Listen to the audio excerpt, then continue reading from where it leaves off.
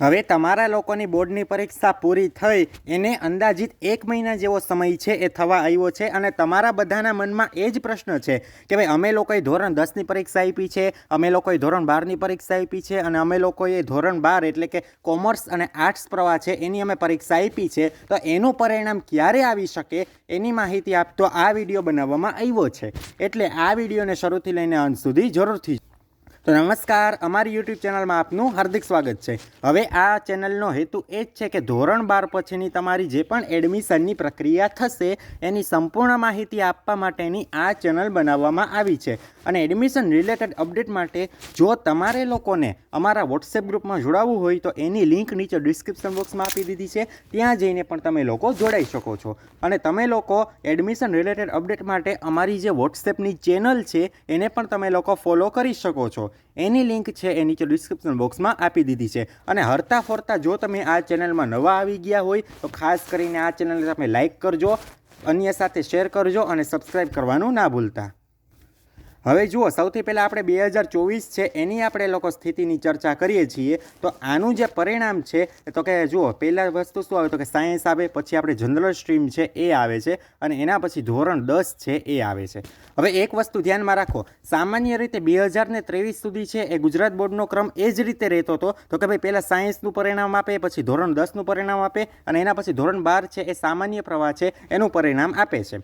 પણ ગયા વર્ષે શું થયું હતું તો કે સાયન્સનું જે પરિણામ છે એ 9 મેના રોજ છે એ ડિક્લેર કરવામાં આવ્યું હતું અને એના 2 દિવસ પછી જ એટલે કે તરત જ 11 મેના રોજ છે એ ધોરણ 10નું પરિણામ પણ જાહેર કરી દીધું હતું એ લોકોએ. કેમ કે 2024થી એ જ સિસ્ટમ છે કે ભાઈ જેમ બને એમ પરીક્ષાઓ વહેલી લેવી અને વહેલી લેવાઈ જાય અને પરિણામનું જે મૂલ્યાંકન છે એ પણ તમારા લોકોનું છે વ્યવસ્થિત રીતે કરવું એ ગુજરાત બોર્ડનો હવે ધ્યેય છે.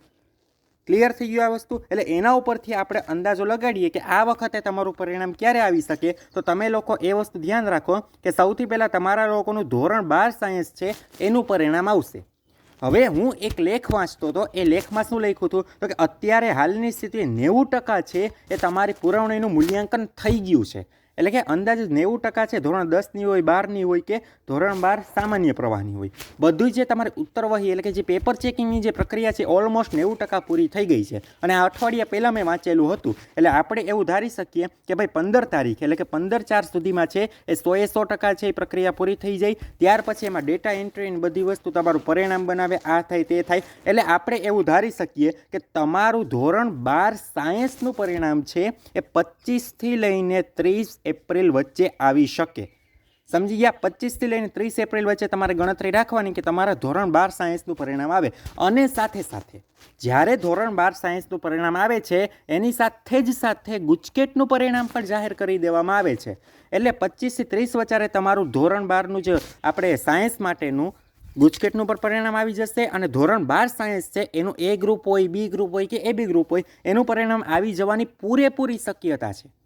સમજી લેજો, આ 25 તારીખ છે એના કરતાં પણ થોડું ઘણું વહેલું આવી શકે છે. પણ મેક્સિમમ ગુજરાત બોર્ડ છે એ જ પ્રયત્ન કરશે કે તમારું જે પરિણામ છે એ 30 એપ્રિલ પહેલાં આપી દે. હવે આપણે વાત કરીએ છીએ ધોરણ 12 આપણે જનરલ સ્ટ્રીમ છે એ અને ધોરણ 10 છે એનું પરિણામ. તો તમને લોકોને કહી દઉં કે ગયા વર્ષે શું હતું તો કે ઓનું પરિણામ છે એ 9 મેના રોજ જાહેર થયું હતું ધોરણ 12 સાયન્સ અને જનરલ સ્ટ્રીમનું. અને જ્યારે આપણે કહેવાય કે ધોરણ 10 છે એનું 2 દિવસ પછી તરત જ એટલે કે 11 મેના રોજ પરિણામ જાહેર થયું હતું. અને ત્યારે થોડો ઘણો વિવાદ છે એ પણ હતો, પણ આ વખતે કોઈ વિવાદ નથી. તમારી પરીક્ષા પણ વહેલી લેવાઈ ગઈ છે, તમારી ઉત્તરવાહીનું મૂલ્યાંકન છે એ પણ નિયમિત રીતે થવા માંડ્યું છે અને ગુજરાત બોર્ડ પાસે અઢળક એવા સાધનો આવી ગયા છે કે જેની અંદરથી એ લોકો રિઝલ્ટ પણ ફટાફટ બનાવી શકશે. એટલે તમારે એવી ગણતરી રાખવાની કે ધોરણ 10નું તમારું પરિણામ છે ધોરણ 10 અને 12નું એ 1થી લઈને 10 મેની વચ્ચે છે એ ગમે ત્યારે આવી શકે. ક્લિયર થઈ ગયું? જો ગુજરાત બોર્ડનો પ્રયત્ન એ જ છે કે જેમ બને એમ તમારું વહેલું પરિણામ આપવું.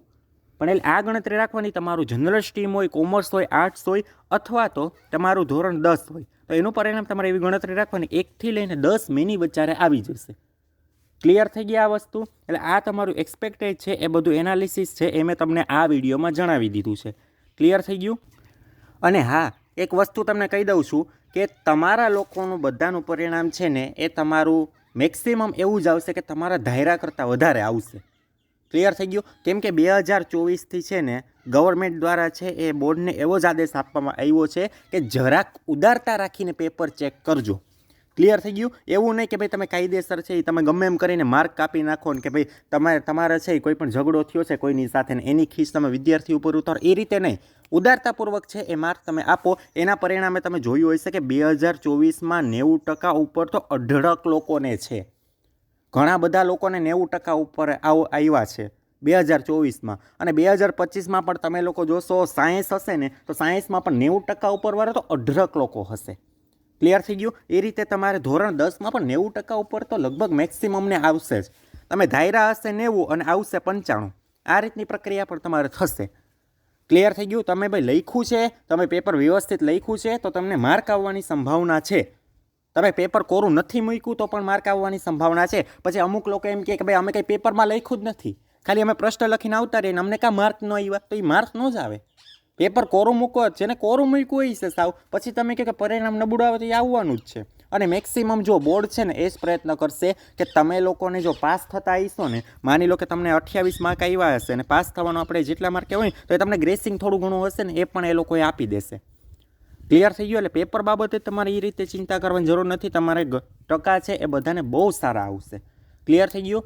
જો તમે કંઈ લખ્યું નથી તો પછી સારા ટકા નહીં આવે. ક્લિયર થઈ ગઈ આ વસ્તુ? અને MCQ હોય ને તો MCQમાં પછી તમે એમ કહો કે ભાઈ MCQ હોય, હાલો સાયન્સમાં હોય તો સાયન્સમાં 1 થી લઈને 50 સુધી MCQ હોય તો MCQમાં ભાઈ જવાબ ખોટો એ ખોટો. પછી એવું ન હોય કે MCQમાં તમને અડધો માર્ક આપી દે ને આખો માર્ક આપી દે, એવું ન હોય. MCQ ખોટો પડ્યો એટલે પડ્યો, પણ થિયરીમાં એવી સંભાવના છે કે થોડુંક ઉદારતા રાખીને પરીક્ષક છે એણે તમારું મૂલ્યાંકન કર્યું હશે.